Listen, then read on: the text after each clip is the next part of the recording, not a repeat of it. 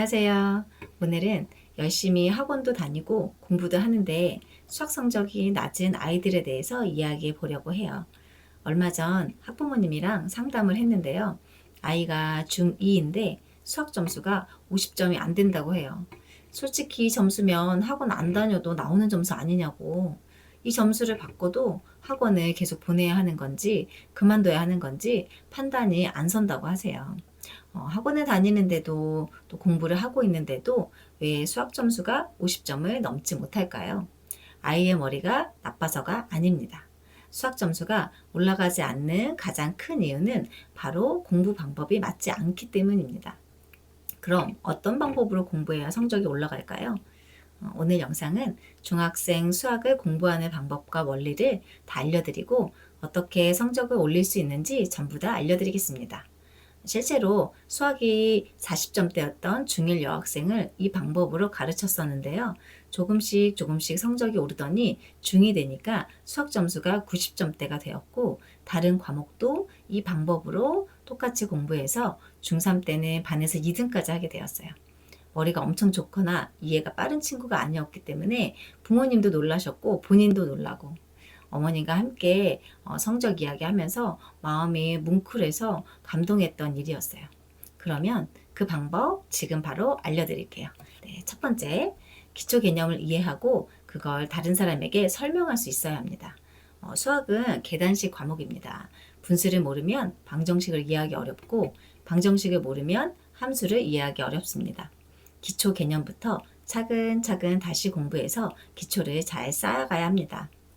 하지만 대부분의 아이들은 자신이 다 알고 있다고 생각합니다. 배운 개념을 다 이해했다고 착각하죠. 하지만 실제로는 설명을 들은 것일 뿐 정말 알고 있는 것은 아닙니다. 그러면 아이들이 완전히 이해했는지 어떻게 알 수 있을까요? 바로 알고 있는 것을 설명해 보는 것입니다. 설명을 해보면 내가 무엇을 알고 있는지 또 어떤 부분을 명확히 이해하지 못했는지 바로 알 수 있습니다. 자신에 대한 메타인지도 올라가죠. 네, 세계 최고의 뇌과학자 앤드류 후버만은 말합니다. 남들에게 가르치는 것은 내가 배운 것을 마스터하는 최고의 학습 방법이라고요. 엄마에게, 친구에게 아니면 혼자서라도 왜 이렇게 푸는 거지? 하며 설명하게 해주세요. 두 번째, 복습을 제대로 하기입니다. 문제를 풀고 틀린 문제를 반복해서 푸는 것입니다. 이때 아주 중요한 것, 그건 바로 해설지를 보지 않는 것입니다. 되도록이요. 스스로 왜 틀렸지? 어떻게 해결할 수 있지? 계속 생각해 보는 것입니다. 이렇게 하다 보면 생각하는 힘도 길러지고 추론 능력도 길러집니다. 이게 훈련이 되고 습관이 되면 고등학교 가서 복잡한 수학 문제도 잘 풀 수 있게 됩니다. 그런데요, 문제집을 풀었는데 맞은 것보다 틀린 게 더 많으면 어떡할까요?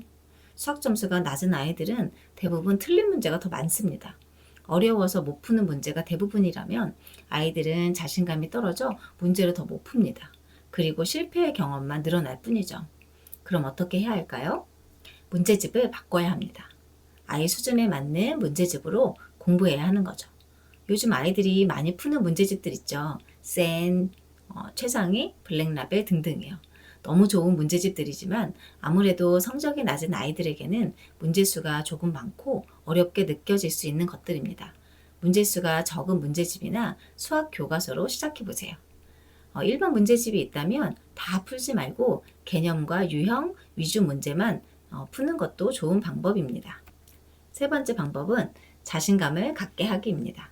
자신감이 무슨 공부랑 상관이 있나요? 라고 많은 부모님들이 생각합니다. 그러나 교육 심리학에서는 자신감이 성적과 매우 밀접한 관련이 있다고 말합니다. 회복 탄력성, 마음 근력 등 가르치는 연세대학교 김주환 교수는 긍정적 정서는 확장적 사고를 가능하게 하고 순간적으로 문제풀이 능력을 높여준다고 말합니다. 오늘은 수학 50점 이하를 위한 무조건 오르는 중학생 수학 공부법 3가지 알려드렸는데요. 첫 번째는 기초 개념을 이해하고 그걸 다른 사람에게 설명하기. 두 번째는 나에게 맞는 문제집으로 복습 제대로 하기. 세 번째는 자신감을 갖고 공부하기입니다. 네, 우리 아이들도 공부 잘하고 싶어 합니다. 그리고 열심히 하려고 애쓰고 있어요. 우리 아이에게 맞는 공부법으로 힘든 공부를 덜 힘들게 스스로에게 뿌듯해하며 공부하게 해주세요. 그럼 다음 영상에서는 공부를 덜 힘들게 하면서 성적은 쭉쭉 올라가는 공부법에 대해서 말씀드려 볼게요.